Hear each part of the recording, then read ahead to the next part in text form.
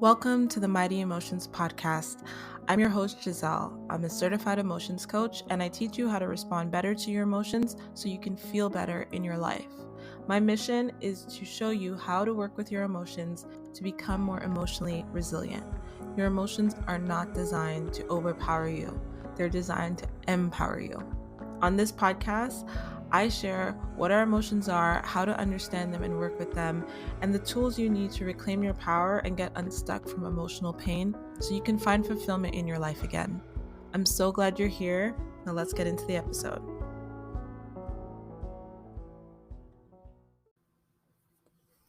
Hello again, beautiful souls. Welcome back to another episode.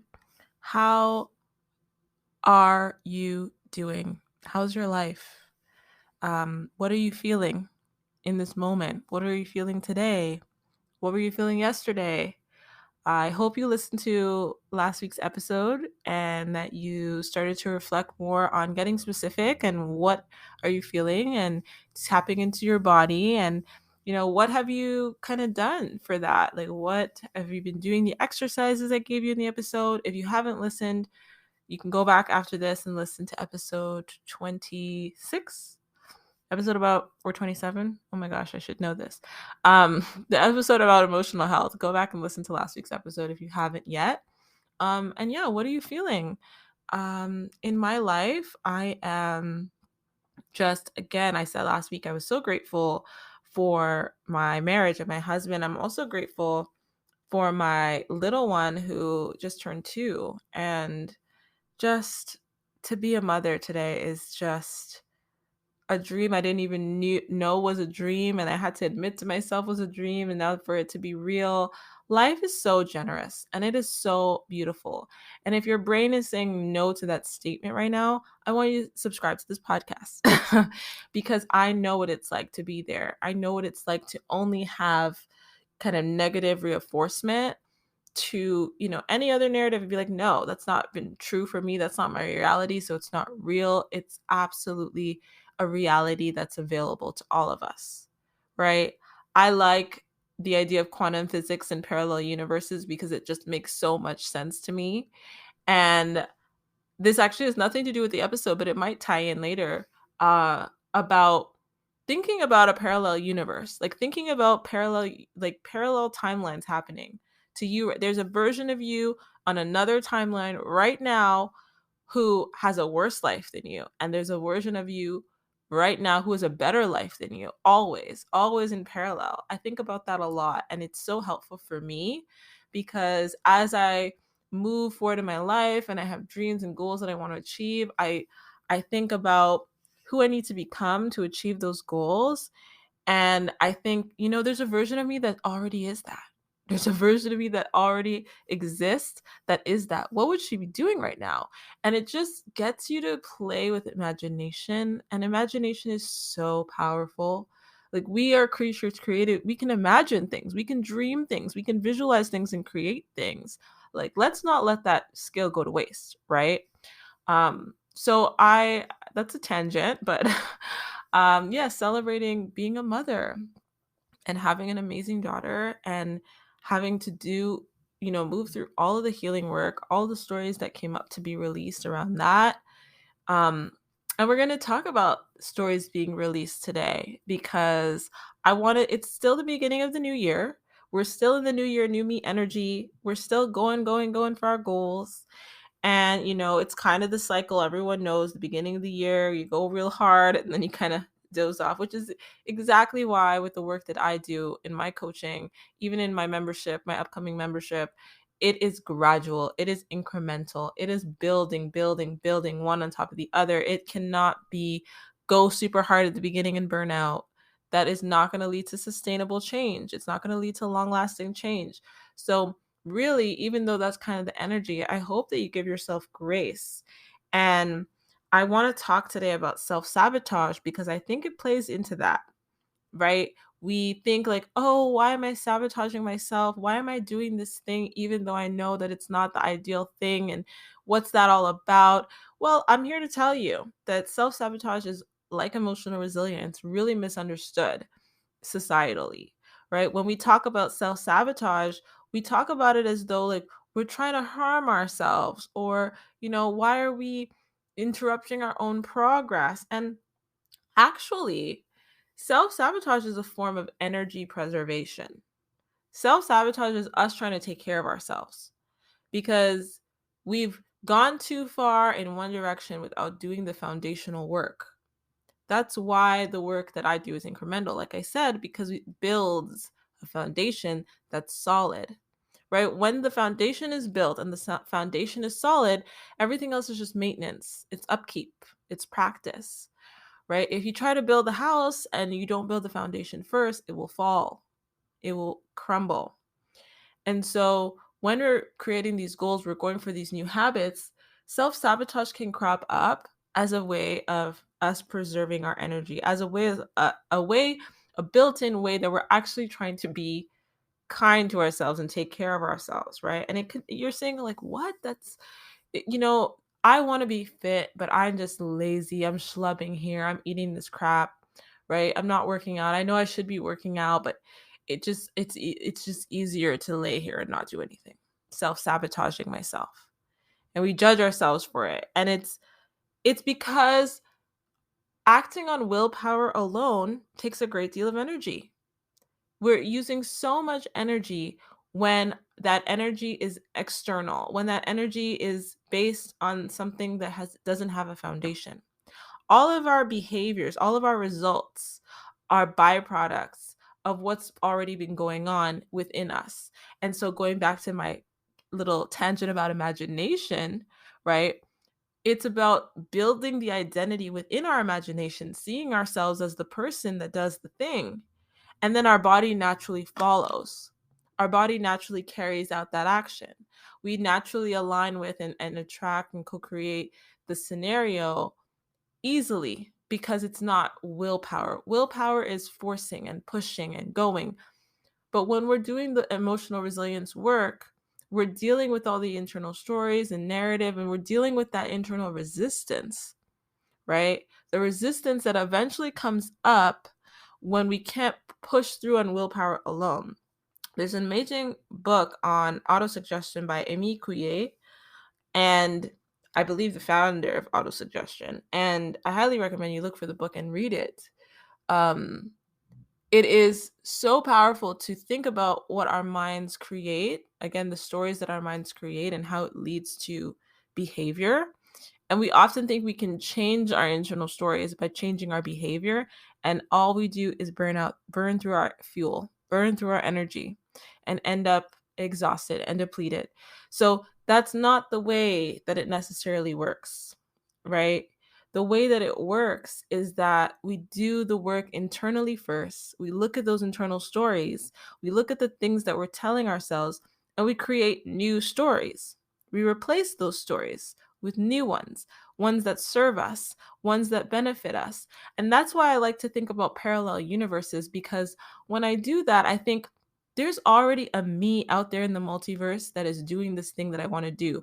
How does she think? What is she thinking right now? How does her life look right now? And playing with that imagination allows me to kind of copy that in my present life.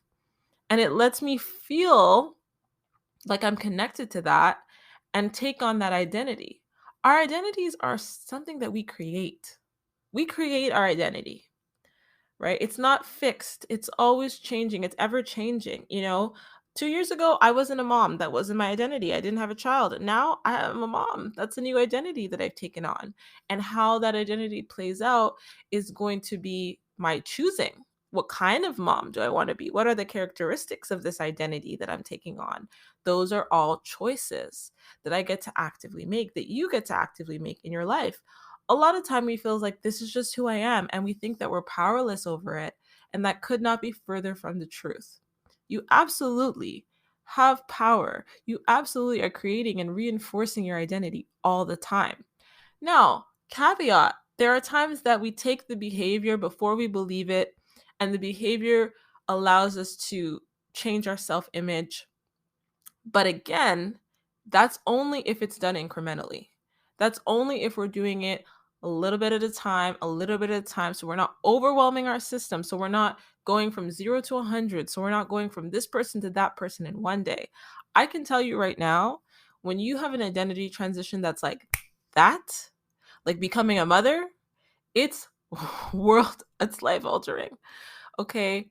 Changing our identity should be gradual. It should be gradual and intentional. When you go from going to bed one day without a baby and waking up the next day with a baby, it's mind blowing. It's wild to try to regulate and come into a state of accepting your new reality, your new identity. So it's got to be done slowly. It's got to be done gently so that we don't burn out, right? And so that we don't sabotage ourselves. Because when we are using up too much energy, we're going to actively engage in self sabotage. We're going to fall into these old patterns that align with our identity, right? We're going to fall into these patterns that align with our internal beliefs and our subconscious stories, because there's a mismatch, there's a gap, and the gap is too wide. And we tried to close the gap too quickly, right? I tried to go from this person to that person in 5 seconds. And it really is so much more intentional. It needs to be so much more intentional for it to really be effective, right? So it's about recognizing that if that self sabotage is happening, we need to slow down and we need to, yes, look at where we want to go, but see how we're going to get there little by little. What's the little shift I'm going to make today? What's the little shift I'm going to make next week? What's the little shift I'm going to make in a month? Not, I'm going to do all this right now. And then beyond that, in parallel to that, what is the identity of the person that has this thing? What is the identity of the person that gets up and works out every morning? What does that person think? Why does that person do it? Why are they motivated to do it? Understanding that and asking ourselves those questions is so important, because when our internal state is in alignment with what we want, then the external behaviors are just going to follow naturally. It's just going to be smooth. It's going to be a process that we're not forcing, that we're not, trying, we're not hurting ourselves. If you want to run a marathon, and unfortunately, my husband has, as 1 year for his birthday, he wanted to run a half marathon, 5 a.m. in the morning. I'm like, I don't see myself as a marathon runner. And I'll tell you, I walked for half of it or most of it. And it was beautiful. It's a beautiful location. But the point is that, like, training for that, we had to kind of train for that because I wasn't running before. And you don't just start running 20 kilometers the first day.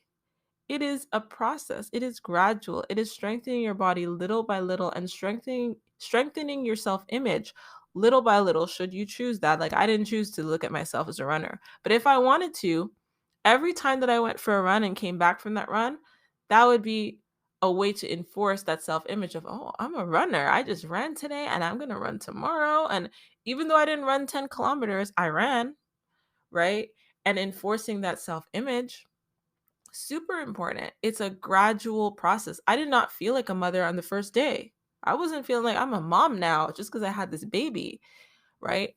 It was really gradual. I don't think I felt like a mom until she was, I don't know, like 8 months, 9 months old. And that was me just intentionally doing this work and showing up and checking in with myself and doing my emotional resilience practice as these stories came up and these emotions came up with them, and making deliberate choices about releasing them, and what were the new ones that I was going to choose, and what is the identity that I'm creating here as a mom. But it did not happen on day one. It did not happen just because I had a baby in my arms, right? It was so gradual for me to really take on that identity and see, you're doing these things that you associate with being a mother, and now you're slowly building and building that identity, that self-image, to the point where I can see myself as a mom. And then the next thing I had to do was see myself as a good mom, which I do, right? Because I've defined what that is, and I carry out that action every day in line with those values. The values that I chose, not the values that society wanted to give me, right? The values that I chose. So if we want to avoid self-sabotage, if we want to actually achieve our goals, we have to see where our energy is being put, and we have to be mindful that the internal work has to happen as well. It can't just be this external focus on doing, doing, doing. It's who are we being and becoming that does those things. And we'll notice, what my clients notice is that gradually, because it's little by little, it's gentle, it's gradual, it doesn't even feel like work. And then weeks into it, they are different people and they're shocked at how they're responding to things differently and they feel different about themselves. And it's because there was no room for self sabotage because you weren't exerting all this energy to become somebody completely different. That wasn't where your focus was. Your focus is on little, different, small but mighty, small but potent actions each and every week, right? It's a gradual, it's an incremental process. And then that self preservation system of self sabotage doesn't have to kick in to conserve our energy because we're not exerting it unnecessarily. So, my encouragement to you is to look at how you're using your energy. Does it feel like you're forcing or rushing or pushing? Or does it feel more gradual? Does it feel more gentle? You can still work towards those goals, but how are you working towards them? Are you just focused on the external stuff, or are you focused on building that self image and that identity internally and dealing with the emotions that come up as you move through that? Because let me tell you, becoming a new person, right? And we're always going through our transitions, right? We go through childhood to adolescence, adolescence to adulthood. We're always going to be moving through these transitions. So when we can move through them intentionally, becoming another person is really, it's a choice that we're making. It's an active choice that we're making little by little. Like, we're looking at ourselves and we're saying, is this me? Is this what I want? Is this, and there are stories that we've collected up until now that are going to conflict with who we want to be. And there are stories that we've collected and we've absorbed up until now in our subconscious that need to come up, that need to be released because they don't align with the person we're becoming. They don't align with where we're going, right? And that is an uncomfortable process when we're beginning. So I just want you to get mindful about that process. I want you to get mindful about when that discomfort, that friction, that self-sabotage is arising, and recognize it as a way that you're trying to take care of yourself, and recognize it as a signal to slow down. Whatever you're doing, just slow down and shift the way you're moving towards that goal, or shift the way you're moving towards, whatever that dream is that you're having. Or if you weren't even conscious that you were moving through an identity transition, to get intentional with looking at what has gone on. Where have you been? Where are you going? Where are you now? That's different. And what are the mismatched stories or the mixed messages or the conflicting narratives within you, right? If today you live in a beautiful home, and I mean, I can speak for myself. Today I live in a beautiful home and I used to be homeless on the street. And as I was moving towards this new way of living, not just, not only just having a roof over my head, because it was gradual. I had to have a roof over my head, and then I had to have a nice roof over my head. Then I had to have a safe roof over my head. And making that identity shift into seeing myself as the person who has that took years. It took a really long time. I lived in some really awful, awful places when I got off the street. I did not value home. I just saw it as a roof over my head. And it took a really long time for me to say, I get to create my home. I get to decide what home is for me and what I need in a home. And I get to be deliberate and intentional about that. And I get to be the person that has that. And I had to release the narratives that I had about myself coming from where I came from. That's not who I am anymore. It's not who I'm becoming. And I'm going through another version of that in my life today. And we're always going through these versions, but it's about, can we go through it intentionally? Can we go through it really present and mindful and aware, and intentionally and deliberately choose how we're responding as the stories come up, as the emotions come up? All of us have this ability. You just need to practice, practice, and practice. And it's ongoing. But it's the most important skill that we can give ourselves in this life is emotional resilience, because that's what's going to help us get the things that we want. It's going to help us take care of ourselves. It's going to help us elevate and grow. It's going to help us avoid self-sabotage, right? So with that, I hope that you took something out of this episode. Let me know if you are struggling with self-sabotage. Let me know if you start to if you're seeing this in a different way, if the wheels are turning and the gears are turning in the brain. What do you think about what I'm sharing? Do you agree? Do you disagree? I would love to know what your experience has been with it. And if this resonates with you, please leave a review and message me on Instagram at mighty_emotions. I cannot wait for you guys to experience the membership I'm building. It is going to be phenomenal. It's going to help so many people learn, the steps to becoming emotionally resilient and find their inner power and just shift their identity, right? Gradually and gently and softly.